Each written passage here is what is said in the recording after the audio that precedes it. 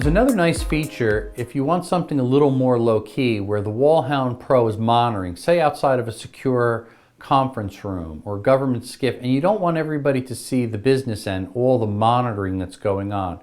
You can go up into the configuration screen and go to the screensaver mode.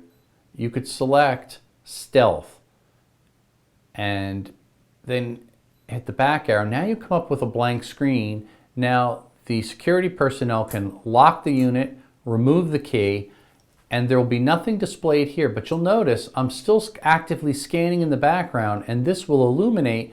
In this case, it just detected a cell phone in the area.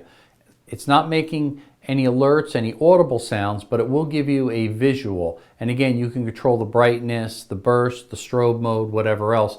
So if you want to keep it a little bit lower key, you can. Notice if I click on here though, and I want to shut it off, I can't.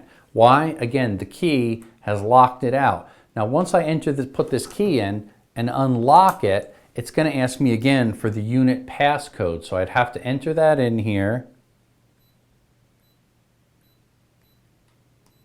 to unlock it. Now it's unlocked, and then I can click on here and it will bring me back to the main configuration screen where I can easily shut that screensaver off if I want.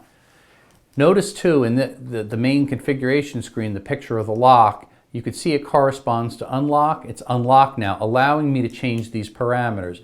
Anytime security personnel changes these things, they should lock it. And you'll see the lock denoted on here. They can remove their key. Nothing can be touched or changed here. In fact, the power can't even be shut off. They're locked out. So once it's set up, security personnel has this key.